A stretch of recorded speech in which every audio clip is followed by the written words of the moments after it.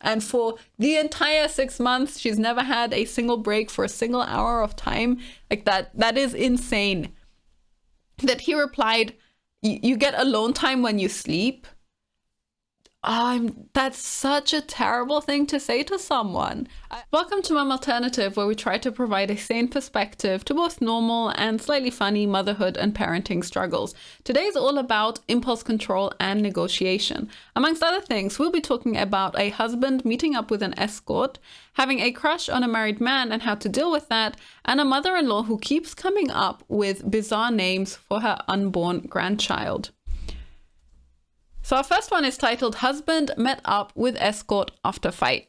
My husband and I have been married for 15 years. We have 3 girls together. Throughout our marriage, I've caught him looking up escorts on his phone and have found out that he has texted or called escorts 3 different times that I know of over the years, not including the massage parlor he went to at 1 a.m. where he got a happy ending while I was pregnant 6 years ago. The most recent incident was 6 months ago after our date night. He drank too much and spent the night in the garage. The next morning, I looked through his phone and found out that he was calling, FaceTiming, and texting different prostitutes the whole night and early morning. He left the house that day at 5 a.m. to meet up with a prostitute at a hotel, and apparently he didn't go through with it because she had her pimp with her, so he left. I'm a stay-at-home mom, so I scrambled to find a job and filed for divorce. A couple of months went by and I decided to forgive him, quit my job and work things out. He's still drinking on the weekends and I keep thinking about what he did and can't seem to get over it. Drinking has always been a problem in our marriage. He was arrested last year for domestic violence. We'd been drinking and we started arguing. I was yelling at him from upstairs and he ran upstairs and put his hands around my neck and broke the house phone while I tried to call the cops.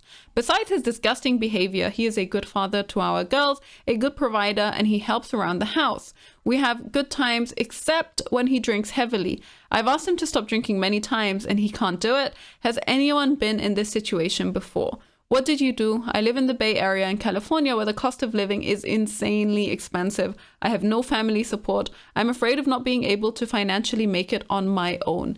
Any advice is appreciated. Thank you for reading. Now, obviously, this is a pretty dark situation to be caught up in. I think it's almost a textbook situation, textbook example of an abusive relationship. I think it's very, very clear that he is abusive from what we see here and from how she describes him, both the domestic violence aspect and the drinking aspect. In many ways, I guess it's the drinking that most likely makes him abusive. And it's probably also the drinking that enables the cheating because it lowers his inhibitions. And so he kind of does what his impulses tell him to do in that moment. What's really sad and kind of really unfortunate about this particular situation is it sounds like OP got very, very close to getting out. That after discovering that situation 6 months ago, she decided, you know what, I've had enough. I'm out of here. She went and got a job and managed to find a job, which is pretty impressive. And then she went back to him and she quit the job and she kind of put herself back in this situation where she's fully financially dependent on this man. What is utterly sad, like it's honestly heartbreaking. I think it's really hard to realize from within the situation exactly how dire it is. You can see how she describes it. She actually invests quite a bit of energy in trying to emphasize that, hey, he's a good dad, he's a good provider, we have good times, and then every now and then he gets drunk out of his mind and beats me up and tries to strangle me, which is kind of a terrifying image to have. There is like those two things do not exist together. You cannot say he's a good dad and a good provider for the family and a good father in general if at the same time he's abusive, he gets drunk and becomes violent, becomes aggressive, and also then cheats repeatedly because as she says herself, you know, I only know of 3 times, but chances are it's happened more often than that.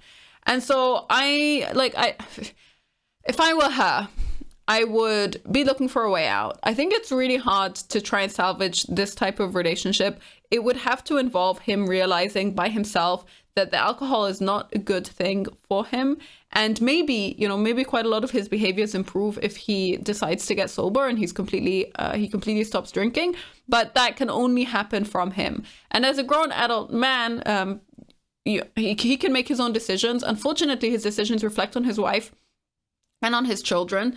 And so if I'm responsible for 3 girls, I know that there's always this question of, is it worth breaking up my family? Is it worth the fact that my kids will have to deal with us going through a divorce and maybe having an absent father? Like, what all the potential damage that I could be doing to my children from making this decision. But honestly, growing up in an abusive household like this is not good for kids. Either they definitely notice, they definitely pick up some of, they know what the energy in the house is like. And deep down, they will also see and observe particular things that you probably don't want them to internalize. A lot of girls, for example, who grow up in abusive households will then end up to get into relationships with other abusive men. And it just, the amount of damage that, like the trauma that they also inherit from that situation is not very good. Now, I say this as someone who has not been in an abusive relationship myself, but I do have some idea of what growing up in that environment looks like. So yeah, if I were her, it's really heartbreaking, it's really sad, it's really unfortunate, and I would do my best to try and get out of the situation. And that means first, financial independence. It's a real shame that she doesn't have family support. I would probably be trying to get help from someone. I would try and get in touch with a counselor who specializes in this type of, in domestic violence cases, and then see what I could do to get out of it. In general, I know that she writes the thread and kind of fixates on this idea of him meeting up with an escort. And it kind of blows my mind a little bit that she decided to go back to him after the escort thing. But like that was the event that made her decide to leave him. And then she came back and now she's fixated on it. She can't let go of it. When at the same time, he was arrested for domestic violence and he physically assaulted her. For me, the physical assault would kind of, that would be it. That would be the line where I would go, okay, this is not working anymore. I guess for other people, the cheating is a lot worse. Either way, it sounds to me like OP does not have the distance from the situation to recognize quite how serious it is and quite how bad being stuck in this environment is. And so if I were her, that would be my fundamental advice would be to look for resources that will help you get out. Money is one of those. Like, I would never have quit my job after coming back into this relationship, but you can see maybe she actually was like, yeah, I'm all in. She's been a stay-at-home mom for quite a while, I assume, and maybe that part of her life also gives her a sense of fulfillment and joy because she gets to spend more time with her kids. But the trade-off that you're making here is just too bad. And that's really unfortunate.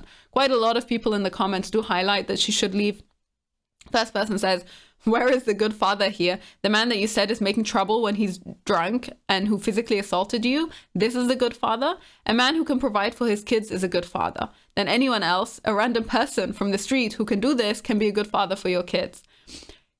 Keep in mind that you have 3 girls who are going to be 3 ladies in the future and for whom this father is the role model. When they grow up, kids won't care what food they ate when they were kids, what shampoo they had, what clothes they wore. They will care and remember the atmosphere inside the house, how mom and dad were, what they were doing. So you have to be careful what you set as an example for them. They don't need an alcoholic father who leaves the house at 5 a.m.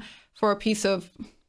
This isn't a good father. A good father will stay awake until morning, not to drink, but to prepare a surprise for his daughters or to do something for his wife. Now, I fixed up quite a lot of the English in that comment, but fundamentally, she's making a really good point about how you cannot describe someone as a good father and a good provider when they're alcoholic and abusive at the same time. And the focus on saying, well, he provides for the kids. I mean, I probably wouldn't say, well, any old man can provide for your kids, because that's kind of not how it works. Definitely, men are more inclined to provide if it's at least their children and they have a connection there already. But that cannot be the standard with which you define what a good father is. And, she doesn't describe a lot of detail in terms of how he interacts with his kids. But I just cannot imagine that there are 3 kids in this household who have absolutely no clue that their father is drunk, who don't have this perception that when he drinks, he becomes violent and aggressive, if this is something that happens repeatedly. And chances are, especially if she left at some point in the past, and not even that long ago, from before she wrote this, presumably she took the kids with her. So chances are there is a realization there as well that things in the house are not very good. So this is a really good comment. It's a very fair point to make. And then you can see people always pick, in my opinion, a little bit on abuse victims, because I think when you're not in that situation, it's really easy to say, well, of course I would leave. So here's an example of a comment. She says, stop making excuses, and no offense, you're dumb AF. He's done this more than once and you stayed. Clearly you aren't going anywhere. It's sad, honestly. I feel bad for your kids. And another person replies to this and says, I know the kids are the real victim. They can't just get up and leave. And both of those comments kind of annoy me a little bit. The first one that says that she's dumb, like I said, I think it's very easy to judge how easy it would be to leave a situation like that when you're not in it, and you don't have kids, and it's not your family, and it's not your marriage that would fall apart. And I do think probably she's not even lying when she says we do have good times. And so if you have this image in your head where you go, you know what, if he just stops drinking, then probably 90% of our problems will go away. I can totally imagine and understand why you would want to convince yourself that, hey, maybe if I just wait it out long enough, this will change. And obviously, like, I don't think it's worth waiting it out long enough. I think that chances are he would have had the shock and the realization at an earlier point if he was going to have it. But even then, you can reconcile from a familial from the familial relationship side of things, in terms of his contact to the children and so on, after he decides to get sober, if he decides to get sober. But I don't think that you can waste your life as a woman waiting for someone to change how they live and the things that they do. Like, addiction is not an easy thing to solve, but it fundamentally has to begin with that person making the choice to change their life. So yeah, it is pretty sad. I also feel bad for the kids, but this knee-jerk response and desire to kind of attack the victim, I think, is not very helpful. And when she says, the next one who says, I know the kids are the real victim, they can't just get up and leave. Again, this kind of gives the impression that it's so easy to just be like, you know, I'm just going to upend my whole life and I'm going to upend my kids and I'm going to become a single mom who has to look after 3 kids by herself.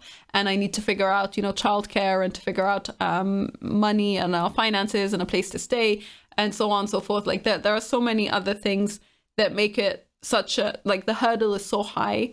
And so the implication of just is a bit unfortunate. I do agree, though, that yes, the kids are powerless.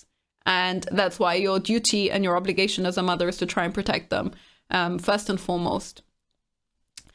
And then you can see another one who says, tell me, how is he a good provider and father? He beats you and he sleeps with prostitutes. That's the example of a man you want to set for your children, a sex-addicted, abusive alcoholic.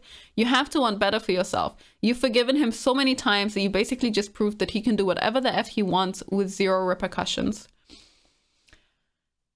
Yeah. I think that there is some value in giving her a little bit of a reality check. And at the end of this thread, like, the OP does realize, and she says that she will be working towards leaving. So that is good. And maybe some of these comments, you know, seeing just the sheer number of people who are like, hey, this is not a normal relationship and you shouldn't be putting up with this, makes such a big difference. And then you'll see one final person that I kind of wanted to point out here says, why did you quit your job when you got back together? And that's really the part of this all that I find utterly depressing. I'm not a person who believes that as a woman, you need to maintain your financial independence 100% of the time. I don't buy the whole message of, you know, women don't need to rely on their husbands to take care of them or to provide for the family and so on. I think that it is fair enough. Like, if I am getting married to someone, then I'm getting married to them from a place of trust and a place of belief. And I fundamentally feel that I can rely on them when I need them throughout my life. You know, that's a lifelong commitment that I'm making to that person. Now, obviously, it goes sour sometimes, and you have situations like this that are really dire and really awful.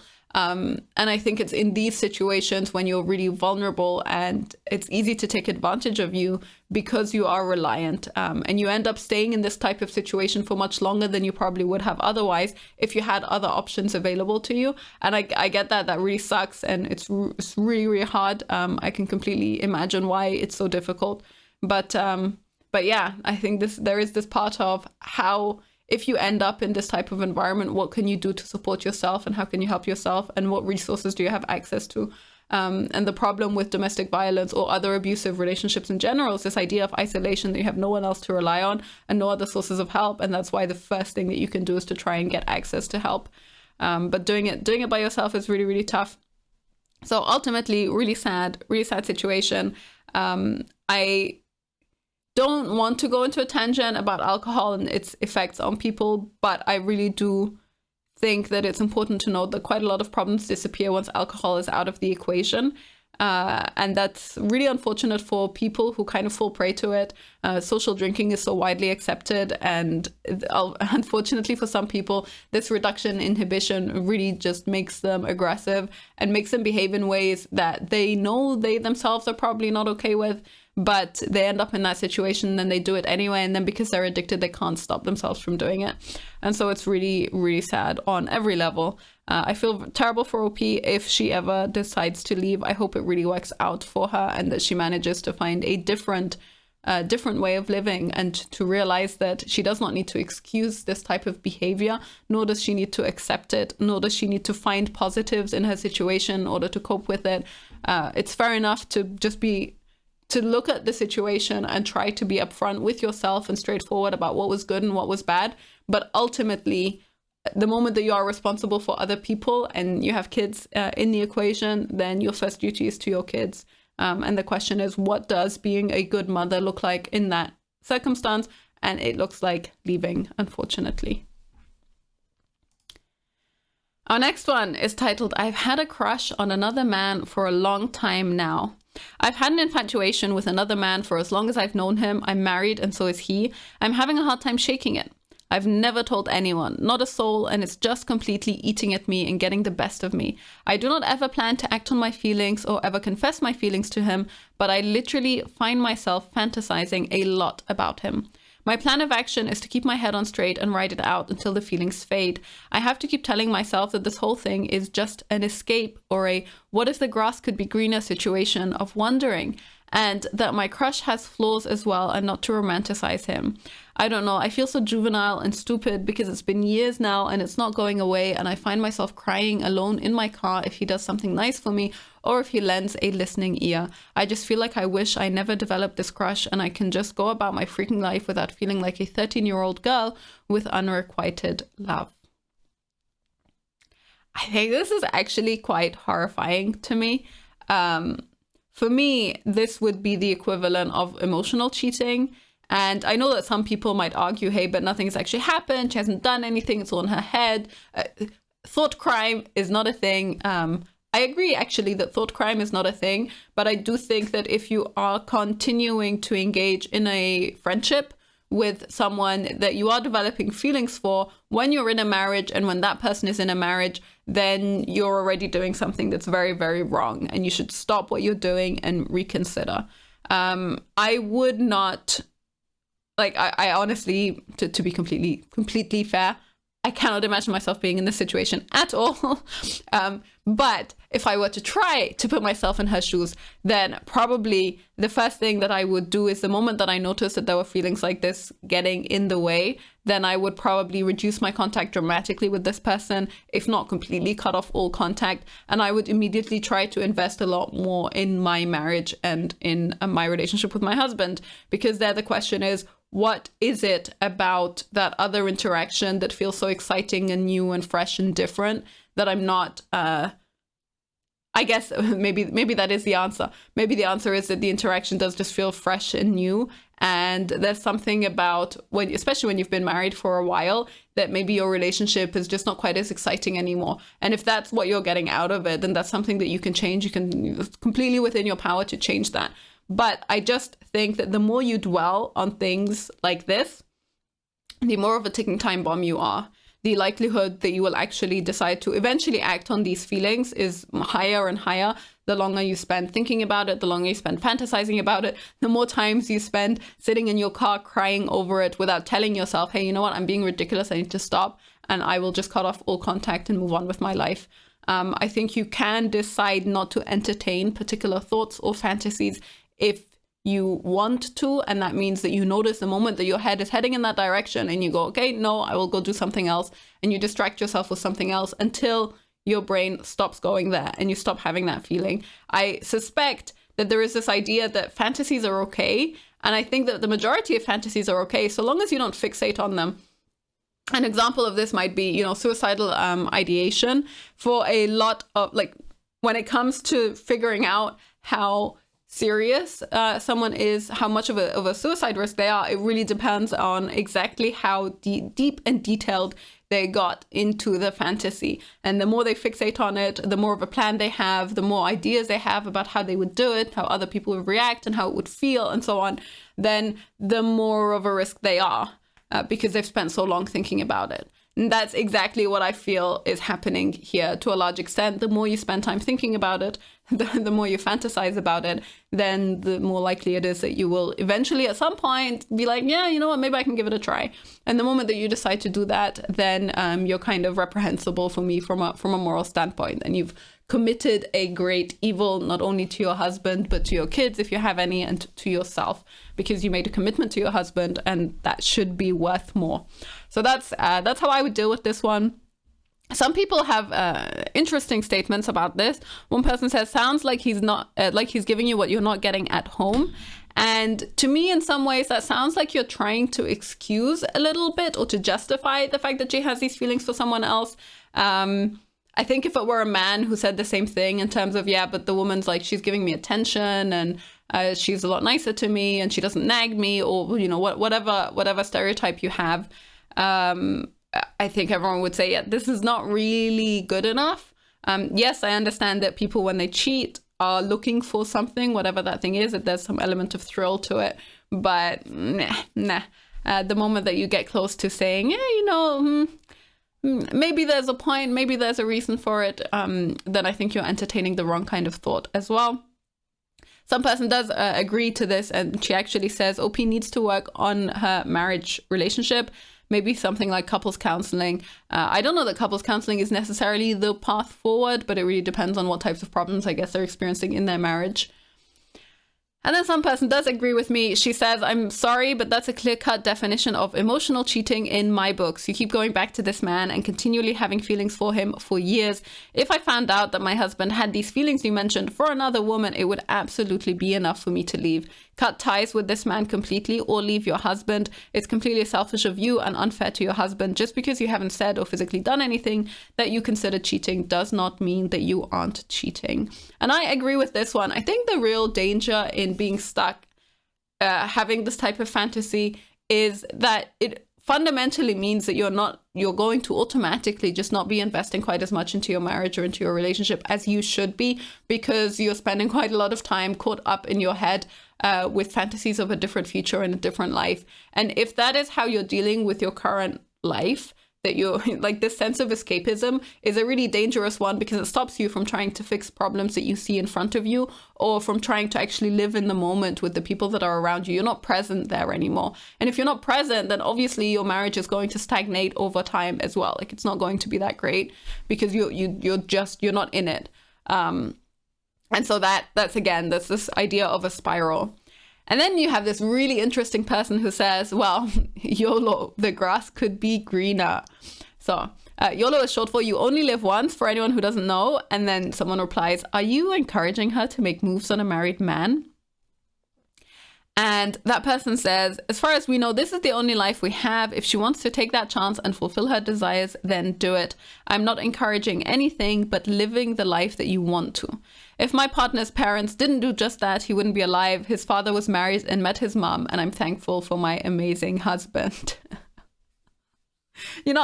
Some big part of me thinks that this person is trolling. And the reason that they commented this, and the reason they commented it in this way, is just to get, kickstart a fight on the internet and have fun pissing people off. Definitely, Obviously, yes, there are sometimes kids who are born out of cheating, and those kids deserve to live as any other child deserves to live, and you know, they're great people to have on the planet. However you want to excuse that, it's like, yes, fair enough, sometimes some good comes out of a bad situation, and I would not say that person did not deserve to exist because his dad created a terrible, like, cheated on his wife. Fair enough. But the argument that, oh, well, okay, you know what, I got my husband out of this situation, so who knows what other kinds of great people will come from the world if everyone just broke their promises all the time and betrayed their spouses. That's not a very good argument. That's not a good one at all. People take it really personally. One person says, sounds like your father-in-law was an ass, so you would be okay with your husband leaving you because he meets someone that he thinks is better? Or be okay if a woman tries to steal your husband because she has a crush on him? And another one says, so you support cheating, murder, child abuse, sexual assault because YOLO, so act out on your desires? I hope I'm misunderstanding you, but if this is truly how you feel, do the world a favor and seek help. And obviously, I think that's a bit extreme. This person does stand up for what she's saying, and she says that if my husband wants to leave me, that's his choice. He's not an evil, bad person for making that choice. No one is obligated to stay in a relationship. And I think she has a little bit of a point where she's saying, you know what, if the relationship is not working out, then people can choose to leave the relationship. I actually do think that you are obligated to stay in a relationship when you get married to someone, because that's the commitment that you make. And I don't think that it's good enough to say, you know what, I got bored. Like, that's not a reason to end a marriage. There has to be a lot more to it than that. If a marriage becomes toxic, if people become abusive, if you're really severely unhappy and depressed and you believe that that's down to your marriage for some reason and you're unable to work past it, then I understand the point of saying, okay, you're not obligated to spend the rest of your life miserable, and maybe both of you are miserable, and you'll be happier if you change something. But no, I don't think that that's an argument for cheating. And when she says you only live once, so you might as well try it out, I think for a lot of people, the thrill of cheating is a very momentary sense of pleasure. Instant gratification. You have this one encounter and then you enjoy it, but then immediately afterwards, as you should be, you are covered in guilt and shame, and I couldn't imagine how people do that and how they move on with their lives and how they can wake up in the morning and look themselves in the eye in the mirror without feeling like the most garbage human being to exist on the planet, to be honest. So no, I think if you are truly, truly unhappy in your marriage, then you should do absolutely everything that you can to fix it with your husband on board. And then if you still don't manage to fix it after all of the effort that you could possibly invest, then you break up. And then if you want to pursue a relationship, you can do that. But the moment that you start pursuing a relationship while you're still in your marriage and you haven't done anything to try and fix the marriage first, then you're just a terrible person. There's no other excuse for it. And then she also says, we're continuing this fight that they have with each other because I think it's a little bit entertaining. So another person replies, I'm sure you would be totally cool with your husband leaving you. OP should not try and break up another person's marriage, no matter how happy it will make her. That's awful behavior.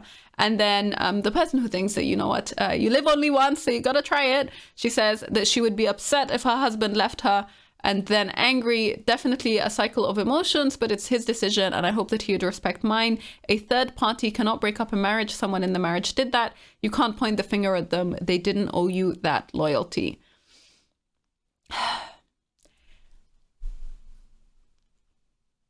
I think I really have such a hard time with this because I kind of understand to some extent where she's coming from, even if she's saying it in this really offensive, inflammatory way.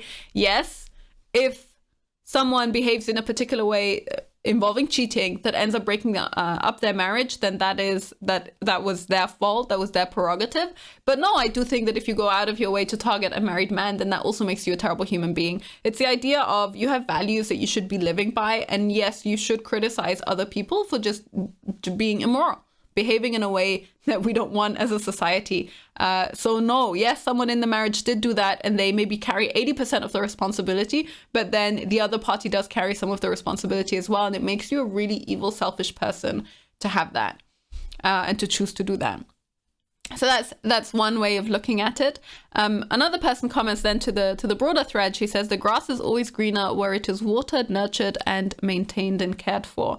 And I really like this as a point, because ultimately it's a really poetic way of saying that if you invest time in your marriage and in your relationship and in your husband and actually maintain that and nurture it and water it, then you're going to feel very different about the situation. And probably the only reason that you think the grass is greener over there is because you're not looking after what you already have, which is great.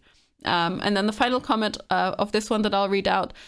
Nothing wrong with having a crush. It's all about the fantasy. Let's be realistic here. If you ever decide to get with your crush, it would most likely not live up to your expectations. So enjoy the thrill and allow yourself to feel the feels, but know that it's just a fantasy. He has a wife and you have a husband. This wouldn't end well. I think you should do some deep thinking about what's missing from your current relationship and try to implement ways to regain that spark for your husband.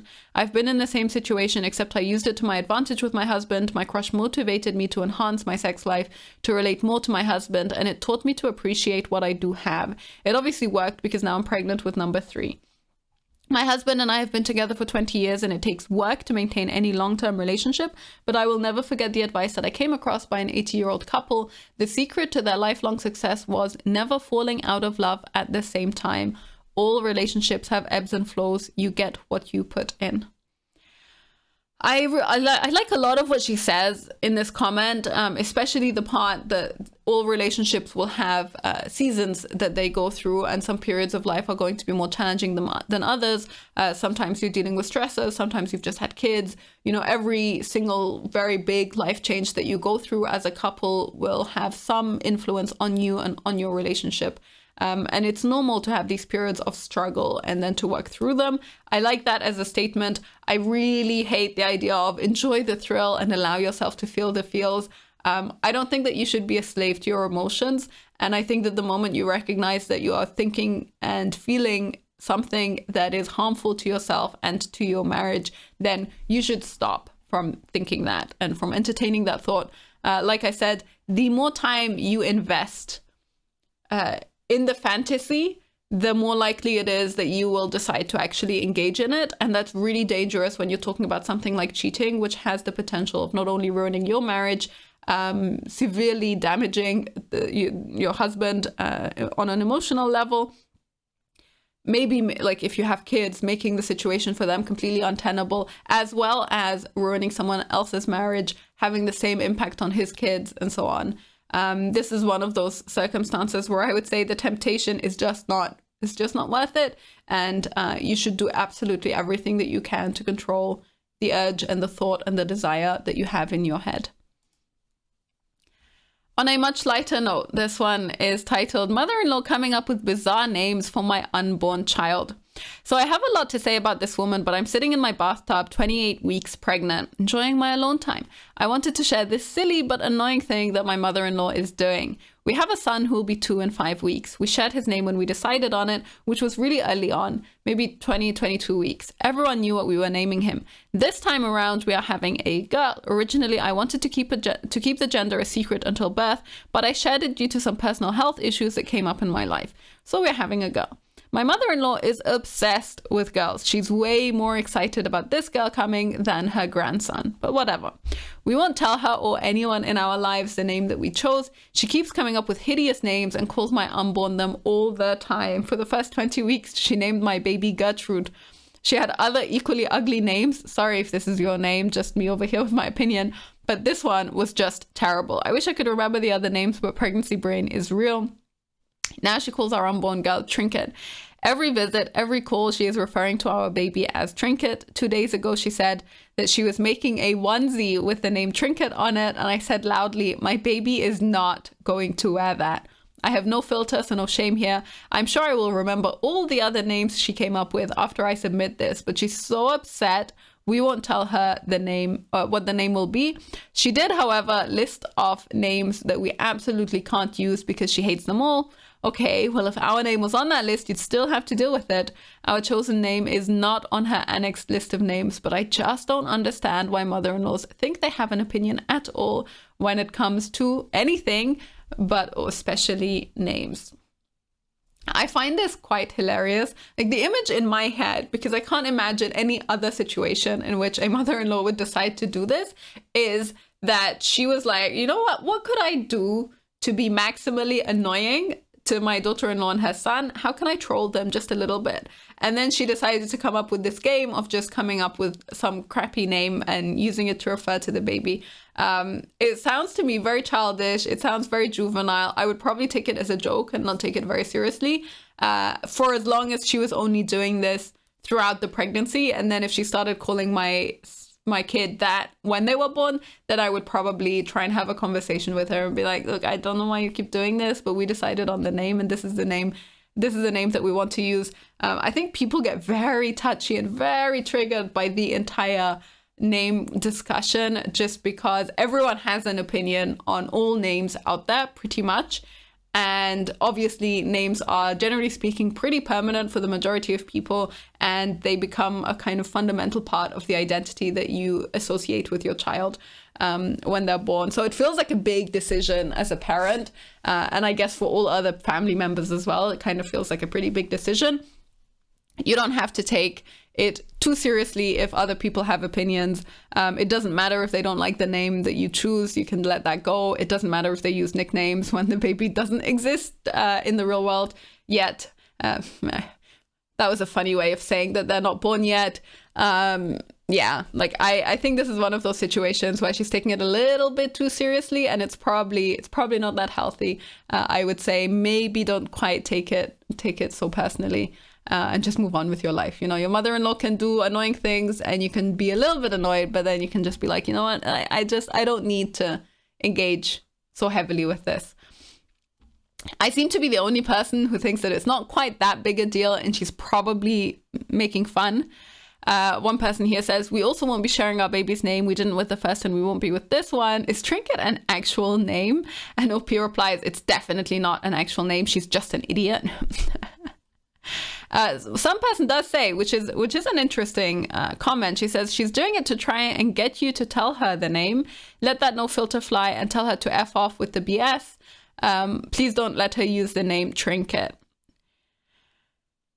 And there I think maybe it is part of some global general plan where she's like, if I just annoy them enough by talking about the name all the time, then eventually they're going to tell me what the name is. But again, if you didn't entertain it, if you didn't spend time engaging with it, she would probably stop quite quickly, I would imagine anyway.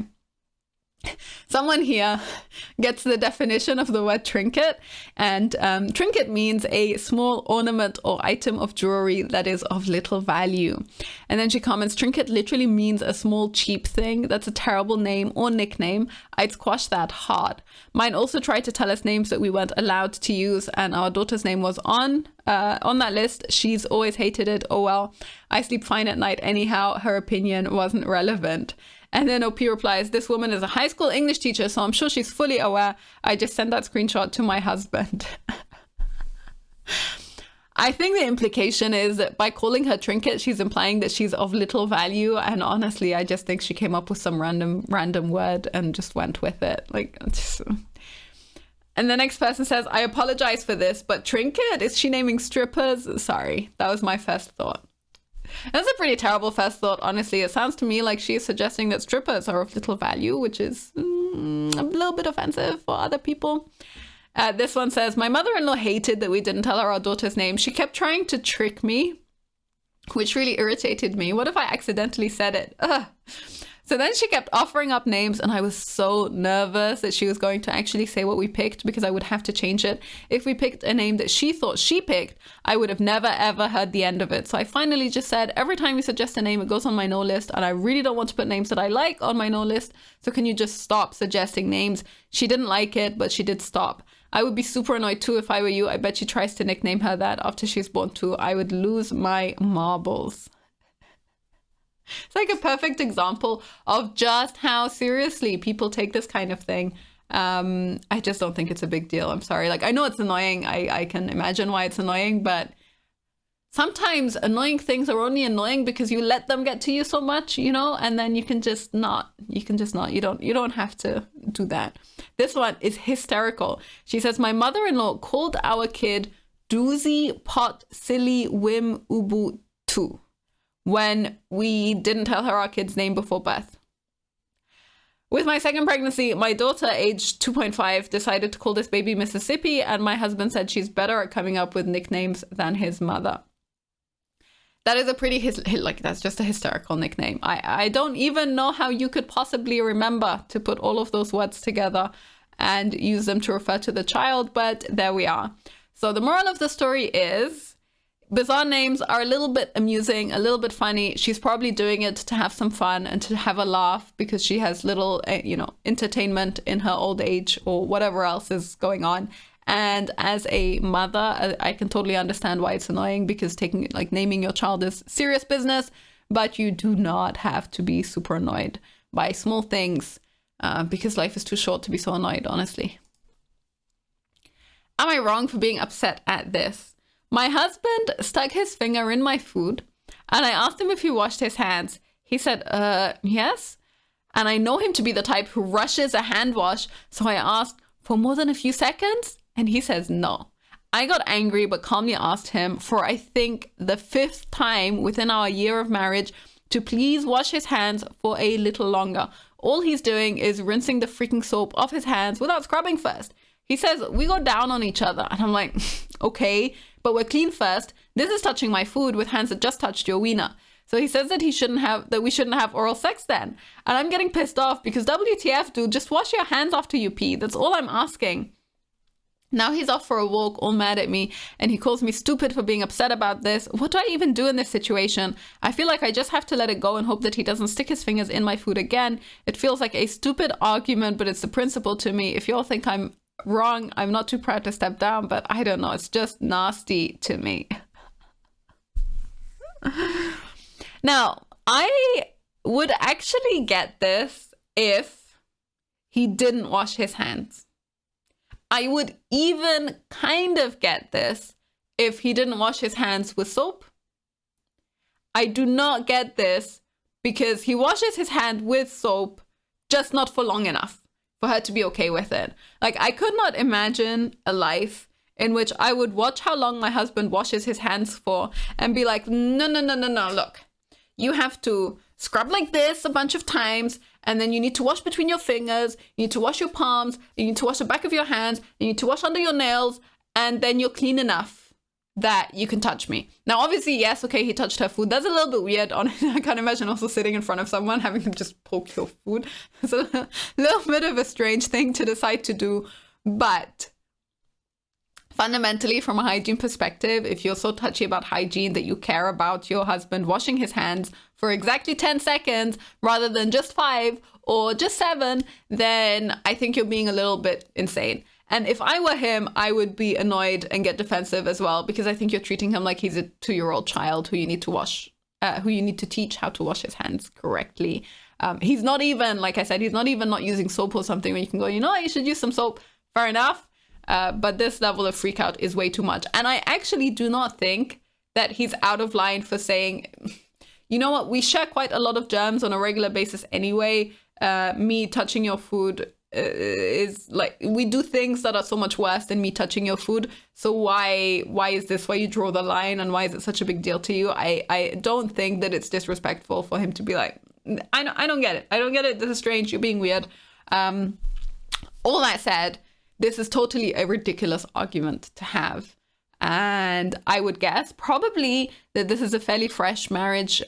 She says actually 1 year of marriage. So it's a very fresh marriage. You can tell because these are the types of arguments that you have really early on in your marriage when you haven't spent enough time with each other to have at least moved towards each other and compromised a little bit when it comes to things like hygiene.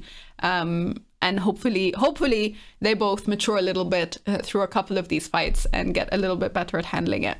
Now, I seem to be the only person who thinks this way. Everyone is like, nah, you're right, and he's gross. OP replies, yeah, I don't think I'll be too excited to eat the food that he cooks anymore. And then the next one says, you're in the right, that's disgusting, and something stupid to argue about. He's just mad that you checked him. Honestly, clearly he's not the only one that got mad. She also got very mad about it. So yes, it's something stupid to argue about, but that's on both sides. You cannot blame one side for this argument. OP replies to this and she says, I agree. It shouldn't have even been an argument. And he works in food service. So I'm like, what WTF, dude? That's not cool. He says that he cleans better in public, just not at home. I'm sorry, what? I mean, fair enough. Honestly, being outside in public, a lot of people are a lot more gross and a lot more disgusting. At least what's inside your, like, you know, everything that's inside your home. I actually get it. That said, if he does work in food, then I would assume that he should have better habits around washing his hands. But yeah, no, it's just completely over the top. This one says, this is a silly argument. I get it, but it's definitely not worth being mad over. And OP replies, honestly, I'm more so mad that he said it's stupid to feel that way, which makes it a respect thing. I do feel like it's dumb, but it's the principle. I see him pick his nose and scratch his butt all day. It's just, That's a perfect example of why stupid fights spiral out of control in a marriage. Because suddenly, like, I actually do this all the time myself, where you something happens and then you make a comment about that thing, and then how your husband responds to your comment is not something that you're happy with. So then you start talking about how he responded, and how he responded spirals into this like meaningful, existential, extremely deep, in-depth, matters beyond anything else level of argument, where you're like, it's all about how you treat me because it's a principle and it means that you don't respect me and you're not taking me seriously. And then suddenly you're talking about something completely different from the original argument. And this is 100% what happened here, because she says herself, it's dumb, but it's the principle. The moment you find yourself saying that, I mean, I agree with principles as well, and I understand standing by your principles, but if you're saying that in the context of a stupid argument in your marriage, you're probably overdoing it just a little bit. And the next one, the last one that I will that I'll read out here, she says, why did he stick his finger in your food? But honestly, it sounds like you talk to him like a child, so I kind of get his defensiveness. And this person replies to her, it's not OP, it's someone else. She says, if he wasn't acting like a child and practiced basic adult hygiene, she wouldn't have to, though. And that's a terrible, terrible precedent. Like, honestly, if the moment that you start treating your husband like a child, honestly, I think it's a really bad sign for your marriage. And if you don't notice that and you don't check it, then it gets really, it's just not good in the long run. Every man, I think, I'm making assumptions here, but I'm pretty sure they're true. Every man has like a real base need to be respected in his marriage. And you don't want to change the dynamic in a married couple from husband-wife to parent-child, whether that's the wife treating the husband like a child and then ordering him about and giving him things to do and correcting his behavior, or the husband treating the wife like a child by not giving her money, for example, if she's a stay-at-home mom, or whatever other methods can come out there. Fundamentally, to have a good foundation for a marriage, you both need to be on the same page. You both need to treat each other with respect. And ideally, you maybe need to compromise a little bit on what you consider to be acceptable hygiene and agree on that. Like, maybe that's a conversation that you should have under different circumstances. Maybe he thought it was really funny if he poked your food a little bit. Like, who knows? I don't know what the dynamics are of your relationship. But definitely, the moment that you think you're making a big deal out of what is a small fight, then that's a red flag for you that you should not be taking it quite so seriously. Our next one is titled, I'm becoming extremely resentful. Background first, my husband was raised with an old school situation with his parents. His father left for long stretches of work while the mum stayed home with the kids. I work from home full time and watch our two children, who are 2.5 years old and 6 months old, and have not had a single moment alone since our first was born. Whenever I bring up that I'm going to get my nails done, my husband says I can take at least one of the kids with me. I seriously get 0 minutes to myself where I'm either not working or taking care of the kids. I said this to my husband and he said that I get alone time when I sleep. Seriously? And even that isn't true, because our 6-month-old always finds his way into bed for middle of the night feedings. My husband leaves for work every day, Monday to Friday, and will even say how he didn't get that many calls, so he wound up just driving around, killing time until he could clock out. He's a service technician. Wow, what a luxury. I can't remember the last time I drove around anywhere without one of the kids in tow. I love my kids so much and would seriously do anything for them, but my husband just doesn't understand needing a single hour to myself. I'm constantly made to feel guilty, even if I want to run an errand alone. To make matters worse, the car I drive had an issue, and I've been waiting on getting a new car because my husband kept taking his sweet time getting a title update so we can go look and hopefully get one.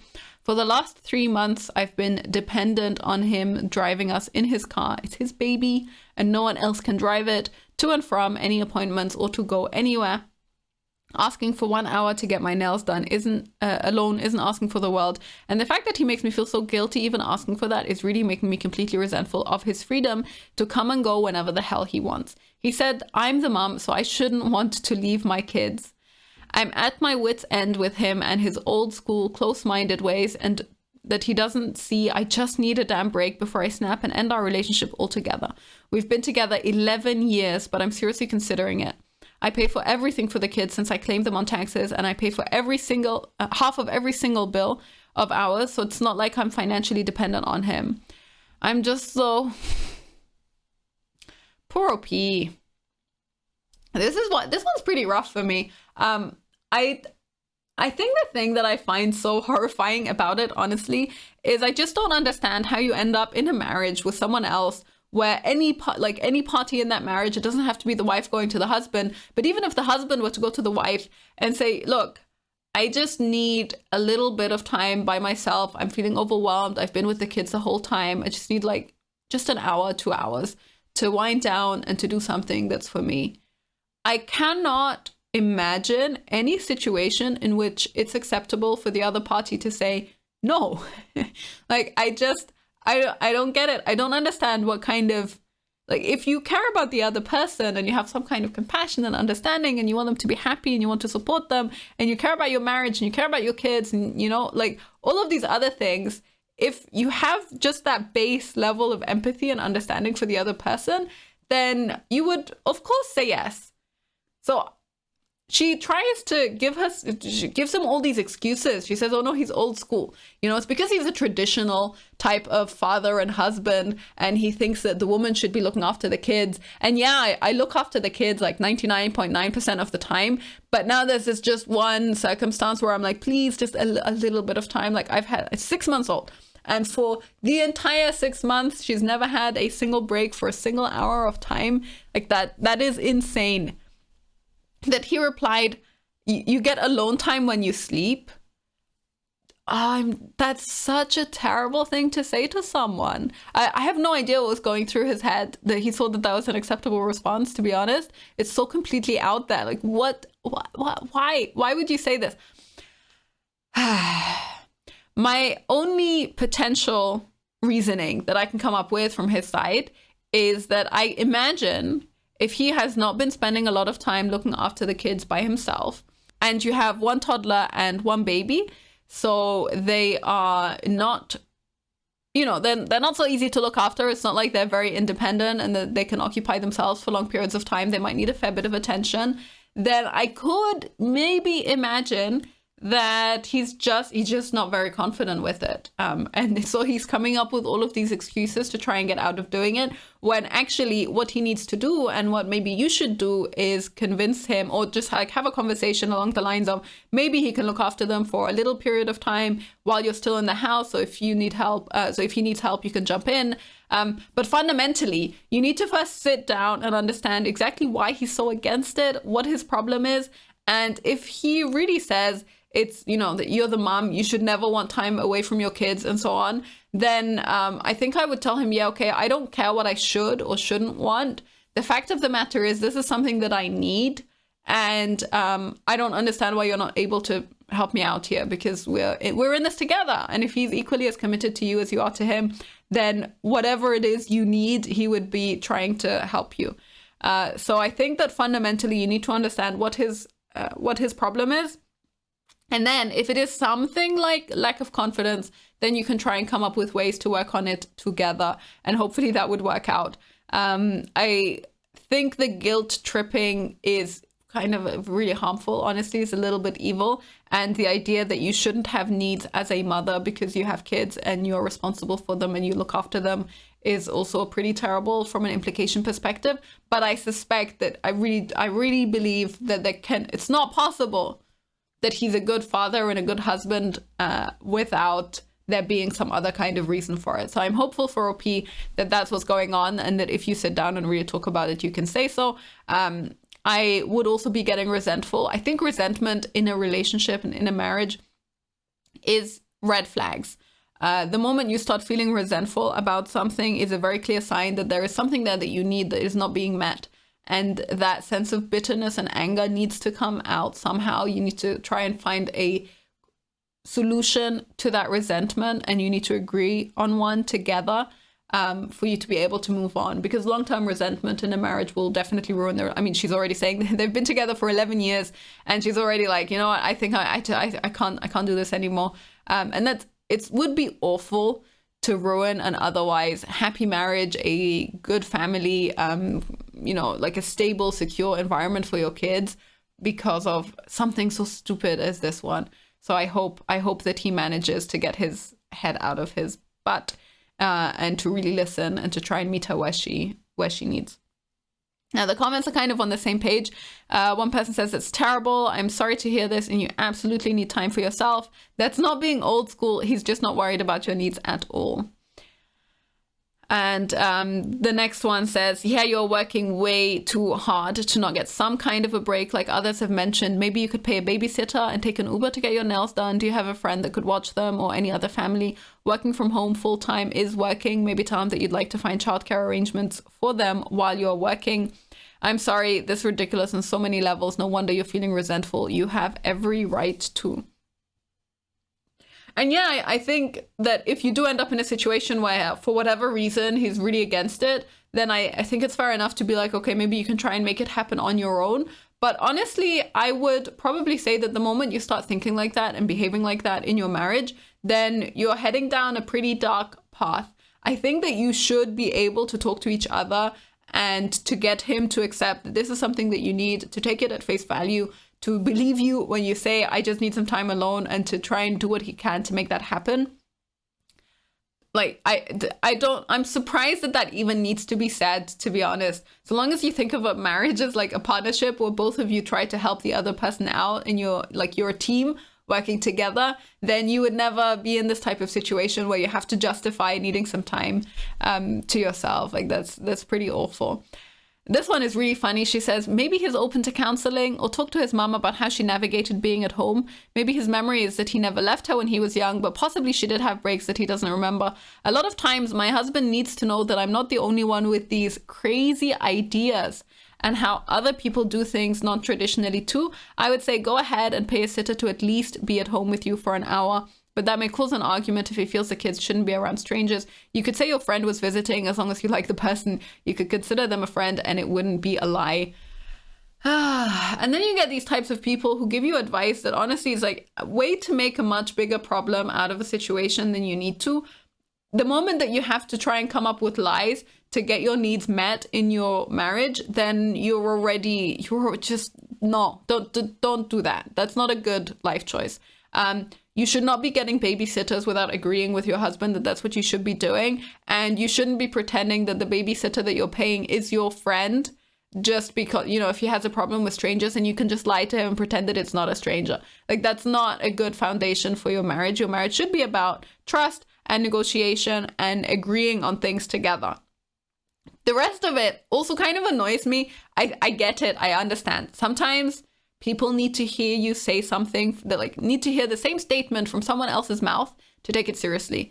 I would accept that under normal circumstances. I think that makes sense if you're working in customer support and you switch to a different agent because you really hate that person. And so when they switch, you hear what they have to say. And even if they say the same thing, you're a lot calmer and can hear it. But if this is how you treat your wife, if I had to go talk to my husband's mom and then his mom had to tell him, you know what, your wife isn't even being that unreasonable, you should listen to her, I would be so angry. What that would say to me is that my husband takes what his mom says more seriously than what he takes what I say. And that's not a good dynamic in a marriage either. So I get where she's coming from in terms of advice, but man, that would piss me off so much. And then this person says, which I kind of agree with, she says, this doesn't sound old school, this sounds super controlling. And another one replies, it sounds lazy to me, like he simply gets to drive around all afternoon doing nothing, but she doesn't get to relinquish the kids to him for a whole hour to get a mental break. Seems like he just doesn't want to be a dad and all of the responsibilities that come with it, and he doesn't have to because she's carrying the burden instead. I say burden not because being a parent is one, but because taking care of other people 24/7 with no time for yourself is... I'd be raising hell over this. And another one also backs that up. She says, not even remotely old school, especially since she works and pays half the bills. It sounds like he just wants life to be easy and convenient for him. Now, I do think people always assume the worst. So where I say maybe he's coming at it from this angle of like lack of confidence.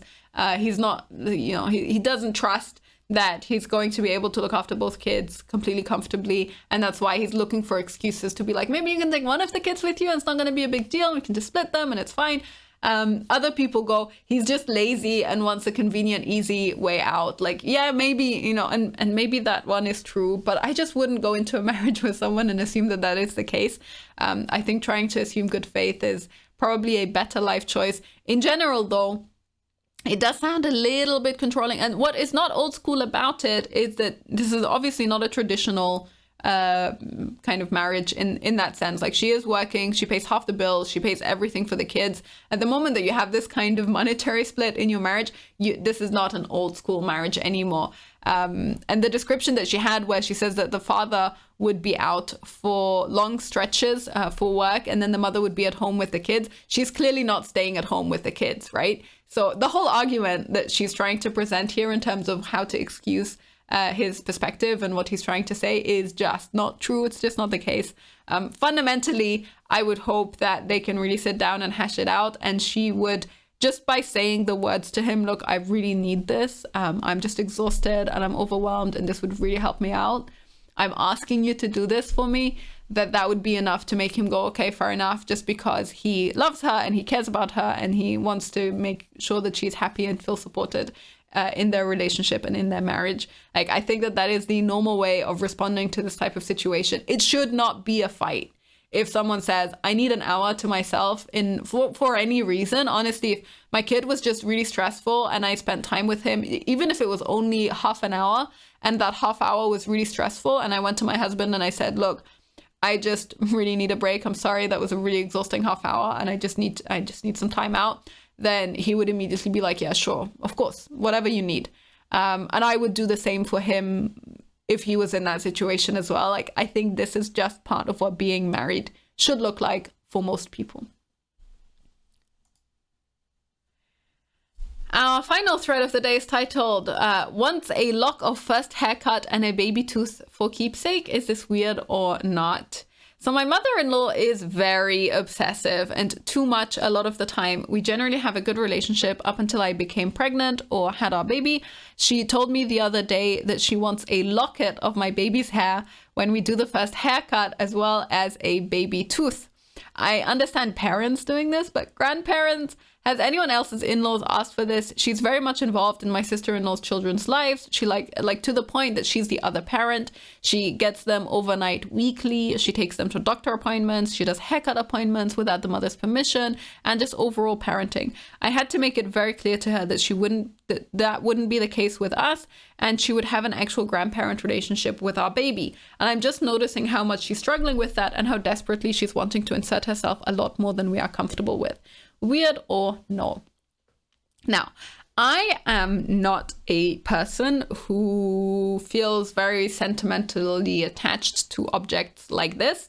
I personally find it a little bit strange to try and keep a locket of hair or to keep a baby tooth for your first child. I understand that some people might have this feeling, you know, where they maybe keep it in like a locket, and then, you know, you wear it, I guess, on a regular basis, and you open it and you see the hair and you think about your child and how small they were, and you have this little like reminiscing nostalgic moment, and then you move on with your life.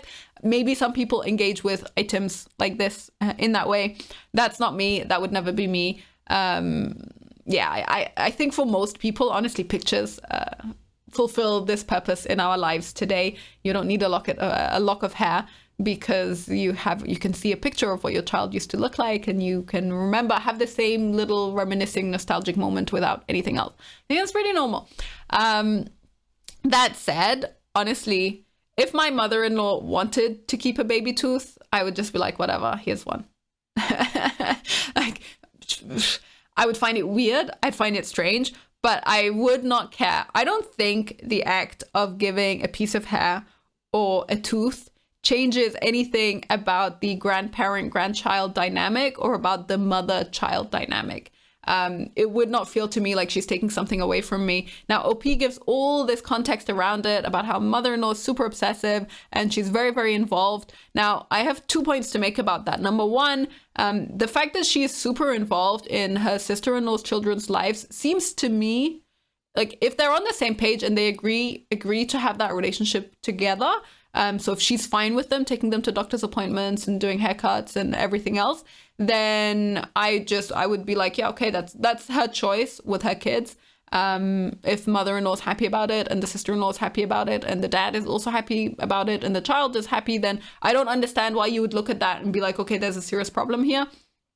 If she's obsessive over me and that's stressing me out and I need to set boundaries in her interactions with my child because I feel like she's trying to usurp me as a parent, then that's something separate, and that like we would have a conversation about that and about the specific behaviors that she's doing that are a problem for me. That's very different to me from wanting to keep a baby tooth. I understand historically mostly parents did this or whatever, but my larger problem with grandparents being too overbearing is that I don't want them to interfere or intervene with my parenting relationship with my child, with how I choose to parent my child, number one. And I don't want them to think that they are as equal kind of value, have an equal say as the grandparents, as we do as parents. And so there is like, that's why it's important for me to have boundaries and to protect that type of relationship with my child and to create a very clear role delineation between them as grandparents and us as parents. That's fair enough. This is, to me, I just don't think that keeping a tooth for their grandchild, like I don't think that reflects on that at all. I don't think it has absolutely anything to do with what kind of relationship they have with him on an ongoing, like with the baby on an ongoing basis. And so I just would not be so fussed by this. It's my personal opinion. Yes, it is weird. Is it a big deal? No. Can you set boundaries about other things that you feel more strongly about? Yes.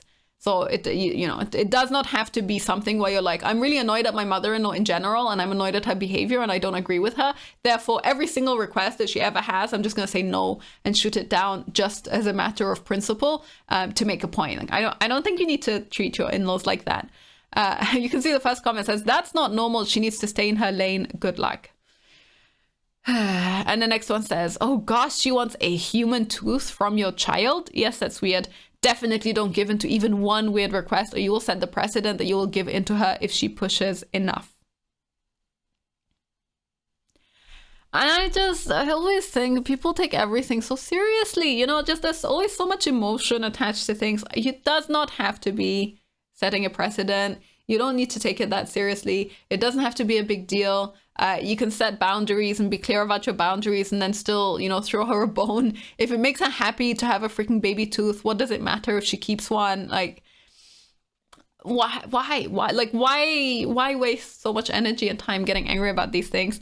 And then the next person says, that's freaking weird. I'd ask if she was planning on making a voodoo doll or something. And then other people assign this kind of malicious interpretation to it.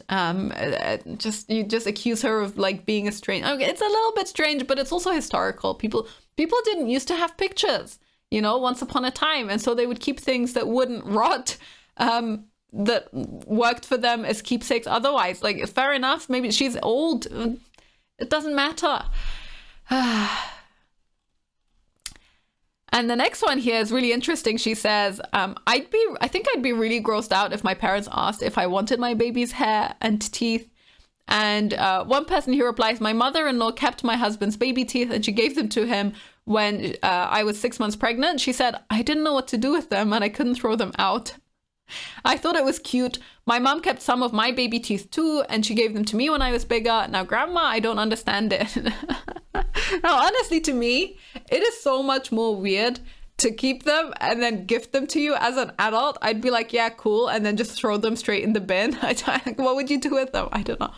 I think if you have an understanding and an appreciation for why your mom might want to do it, then you can kind of understand that the grandmother also maybe just has a little bit of maternal feelings and she wants to have that same experience again. She wants to relive it just a little bit, and you can be kind and allow her to do that without taking it, like without making a big deal out of it.